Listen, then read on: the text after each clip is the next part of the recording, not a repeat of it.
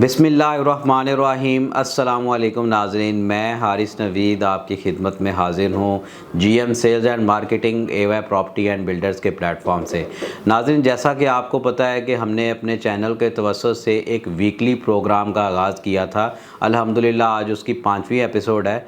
उसमें हमने ये किया था कि हर मंडे, हर हफ्ते की के पहला जो वर्किंग डे है उस पर जो लास्ट वीक की पॉजिटिव नेगेटिव जो भी रियल एस्टेट से रिलेटेड स्टोरीज़ होंगी, जो न्यूज़ होंगी, वो हम आपके साथ शेयर करेंगे। जो ऐसी चीज़ें जो रियल एस्टेट पे इफ़ेक्ट कर सकती हैं, कोई नई सोसाइटी, कोई नया पॉलिसी जो भी है, उससे हम आपको जो है वो अपडेट करेंगे। आज जो वीडियो बनाना है उसमें आपको सबसे पहले तो मैं अपनी लास्ट एपिसोड के वाले से बताता चलूँ कि मैंने उसमें डिस्कस किया था कि जो रियल स्टेट है, रियल स्टेट पूरी दुनिया में आपको पता है कि उसका जो पाकिस्तान में रियल स्टेट समझी जाती है वो वैसे नहीं है। उधर रेंटल इनकम को ज़्यादा जो है वो प्रेफरेंस दी जाती है। और इंटरेस्ट रेट के वाले से बताया था आपको कि वो नीचे आ रहा है, इस तरह की और चीज़ें। तो अगर आप वो देखना चाहते हैं तो आप लास्ट एपिसोड आप देख सकते हैं, मैं थंबनेल में जो है वो ऐड करवा देता हूँ। उसके अलावा आप जो है वो हमारे चैनल को सब्सक्राइब करें और मज़ीद इस तरह की जो वीडियोज़ हैं वो आती रहती हैं, आप उनसे मुस्तफ़ीद हो सकते हैं। आज का जो मेन मकसद बनाने का ये सबसे पहले तो था कि ओवरसीज़ पाकिस्तानी जो बैकबोन है पाकिस्तान की मईशत में, उनकी तरफ से एक अहम संग मील अबूर किया गया, बल्कि मैं कहूँगा उनकी ही मेहरबानियाँ ये सब, ये अल्लाह पाक के बाद कि उन्होंने ये जो है वो एक बहुत बड़ा टारगेट अचीव किया है पाकिस्तान के लिए और अपनी पाकिस्तान से मोहब्बत शो की है। उसमें यह है कि जो फॉरेन रेमिटेंस है, जो ओवरसीज़ पाकिस्तानी माशाल्लाह बाहर से पैसा भेजते हैं पाकिस्तान, वो तकरीबन 4 माह में $15 बिलियन एक बड़ा हैंडसम पैकेज है, आपको पता है। और ये इंशाल्लाह तकरीबन कोई 2.5 से 3 बिलियन हर मंथ बन रही है। अच्छी अपडेट है, अच्छा है। फॉरेन रेमिटेंस आता है, लोगों की ज़रूरियात हैं वो अपने अहल खाना के लिए भेजते हैं, या मेन जो उनका दूसरा हमने इधर स्टडी में पढ़ा है कि उनका जो फोकस होता है वो इधर रियल स्टेट में इन्वेस्टमेंट होता है। और जो इस बात की नवीद है कि चीज़ें पॉजिटिव हो रही हैं और वो ओवरसीज़ कहीं ना कहीं जो है वो इधर इन्वेस्टमेंट कर रहे हैं। उसके बाद फिर से वही बात, इंटरेस्ट रेट है। लास्ट वीक वज़ीर ख़जाना जो है औरंगज़ेब साहब, उन्होंने फिर 12 ये बात कही है। अगेन उन्होंने कहा है कि इंटरेस्ट रेट जो है वो मज़ीद नीचे जा रहा है। आईपीपीज़ के साथ जो उनका सेटलमेंट हुई है उसके बाद उन्होंने उसी जगह पे उन्होंने ये भी फरमाया था कि नवंबर में जो है वो इंटरेस्ट रेट हम मज़ीद नीचे लेके जा रहे हैं।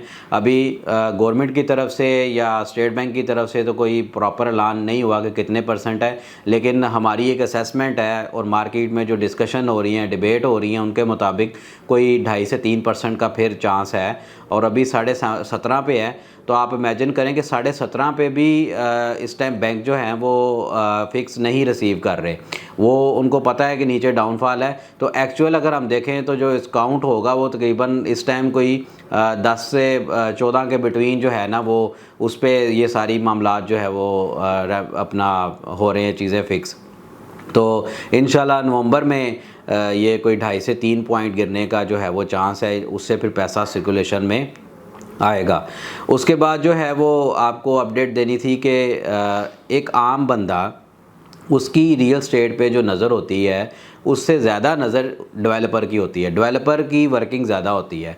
तो हम आपको ये बताएंगे कि डेवलपर इस टाइम लाहौर में, मैं आपको कम से कम बताऊं तो काफ़ी नई सोसाइटीज़ लॉन्च हो रही हैं, अच्छे नाम भी कर रहे हैं। और एक मीडियम रेंज के भी जो सोसाइटीज़ हैं, डेवलपर्स हैं, वो अपने नया लॉन्च कर रहे हैं। वो कुछ फॉर्म्स वगैरह लॉन्च कर रहे हैं या नई डील्स लॉन्च कर रहे हैं, विद मैप विद नंबर की चीज़ें ऑफ़र की जा रही हैं। तो ये उनको भी पता है कि कोई हालात में चेंजिंग आ रही है, कोई पॉजिटिविटी है, तो वो इतने बड़े रिस्क ले रहे हैं।